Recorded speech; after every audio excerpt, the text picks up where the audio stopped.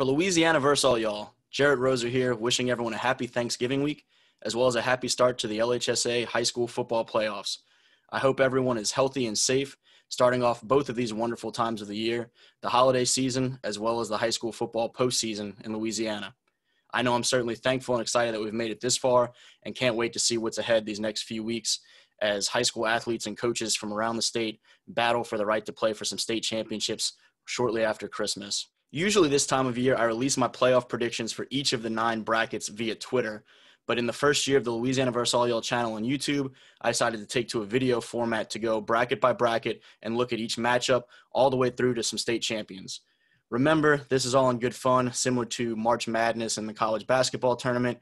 No hard feelings anywhere, and I certainly look forward to some folks proving me wrong, and I have no doubt letting me hear about it along the way.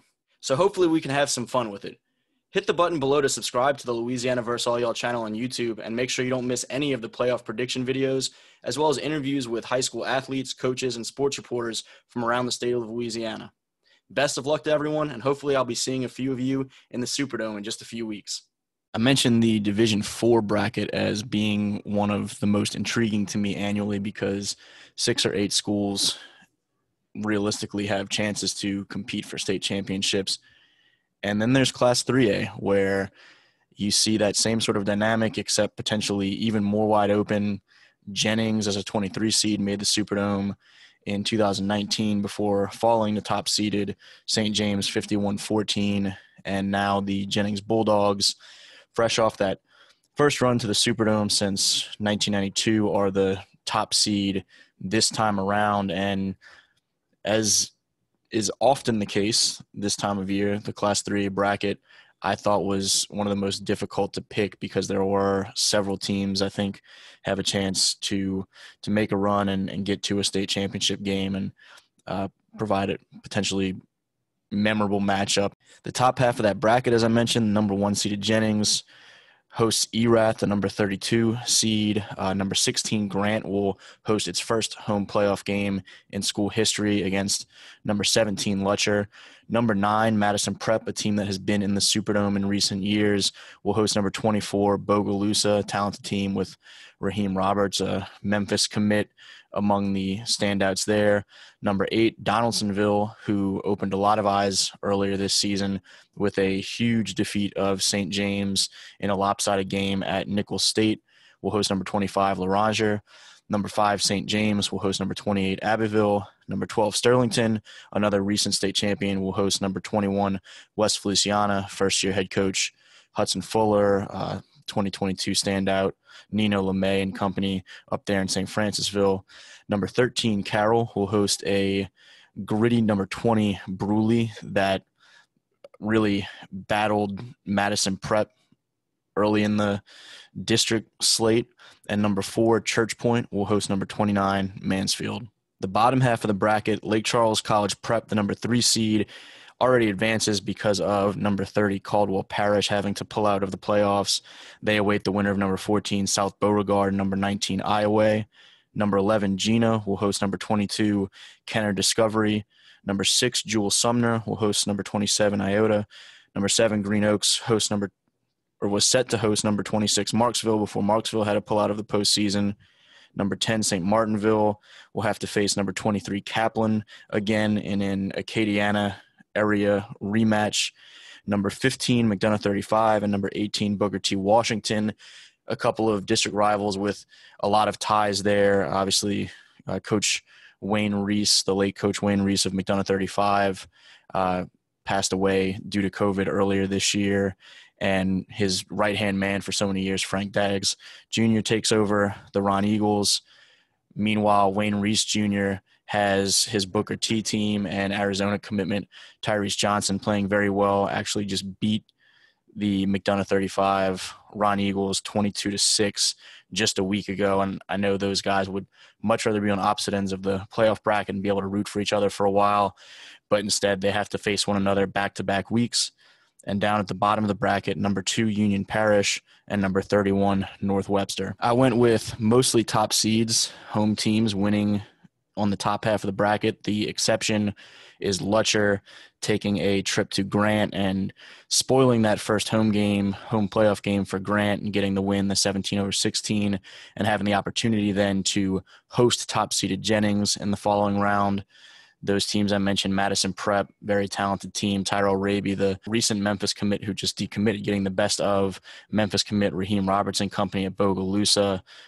Quarterback Zion Chris is really kind of coming into his own during this junior season for the Chargers, and so many weapons around him, well beyond just Raby. Zion's working with a couple of seniors and Jakari Cooper, Royan Davis, Brian Chapman getting into the fold late in the season, and I think that they have a chance to make a little bit of run in the top half of the bracket. They will face Raylan Johnson and company of Donaldsonville in my predictions in a 9-8 matchup. The Chargers would head to Donaldsonville for that second round game.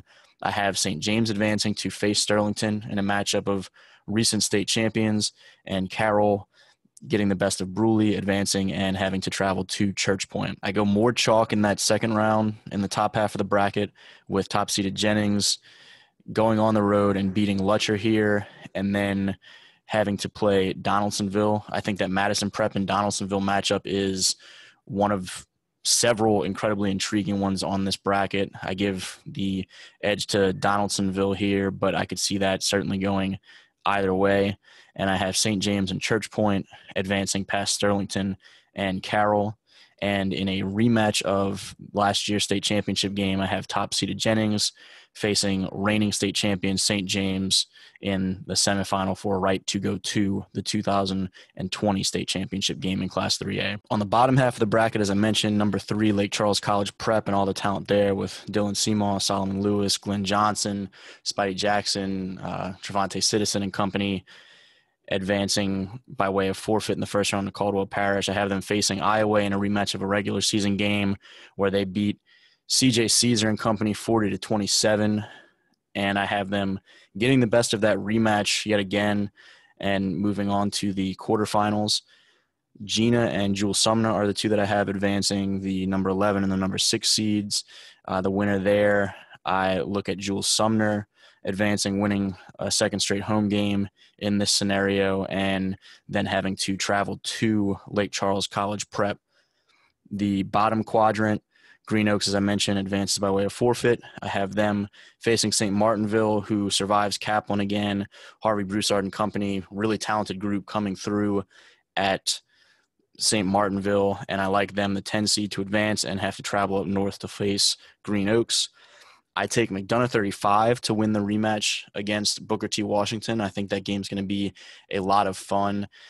And as I mentioned, I'm sure that Coach Wayne Reese Jr. would love for that to not be a second straight week having to face the Ron Eagles team. Those guys on both sides are very familiar with each other, and I think they end up splitting the matchup and McDonough 35 getting the one that matters and advancing in the playoffs to face number 2 Union Parish. But I really like Union Parish. The Farmers doing work up there, having a fantastic season. Sophomore running back Trey Holly, one of the prospects in that 2023 class around the state that if folks don't know him yet, will know him soon. A little bit of an undersized back, but very talented, big play potential there. And so I have them advancing to the quarterfinals for another notable rematch on the bottom half of this bracket with Green Oaks. The Farmers survived Green Oaks 48-42 earlier this season. LSU commitment for the 2022 class, Dakotas Crawford, Terrence Isaac Jr. and company. I have advancing to the quarters for a 7-2 matchup. And as I mentioned, I have 3-6 LCCP versus Sumner in the other quarter. And I move the 2 higher seeds, Lake Charles College Prep and Union Parish, onto the semifinals. That high-powered passing attack of the Blazers out of Lake Charles and the fantastic running approach of Trey Holly and company up in Farmerville. And for me, again, I mentioned this is an incredibly difficult bracket to predict, I think, in Class 3A. But I have a couple of Southwest Louisiana teams advancing to give us a state championship matchup that was supposed to be one of the most heavily anticipated regular season matchups in this classification between Jennings and Lake Charles College Prep, before a cancellation kind of robbed us of that one. I have Jennings with everything that they have back with Trevor Etienne, Lawrence Woolridge, Jalen Lewis and company, getting Coach Phelps back to the Superdome or wherever we have the state championship games this year, if there are any changes for a second straight year, getting past that St. James team that, as talented as I think they are, with Shaz Preston, one of the top prospects in the state for 2022, LSU commit Savion Jones for the 2021 class. We saw against Donaldsonville the opportunity that they could potentially stumble if they can't get some things clicking on offense and fall into a little bit of a hole. And I think Jennings, with some of that experience, having played St. James last year, has an opportunity at home if this matchup holds this way to get the best of a rematch and get to the state championship game. And I think that experience has the opportunity to carry now a top-seeded Jennings, fresh off of that Cinderella run in 2019, to hold court as the favorite and get a state championship that fantastic, heavily traditioned program has been looking for so long. And so I have Jennings beating Lake Charles College Prep, the relatively new school, making a deep run, but falling a little bit short of the more experienced program that was there just a year ago. Let me know in the comments where you disagree, and make sure to hit that subscribe button to subscribe to the Louisiana vs. All Y'all channel on YouTube and not miss any of the playoff prediction videos or interviews with high school or college coaches, athletes, and sports reporters. And don't forget to mask up as we head out to these high school football games over the next month or so, and make sure that we can get to the state championships. For Louisiana vs. All Y'all, Jarrett Roser. Thanks for watching.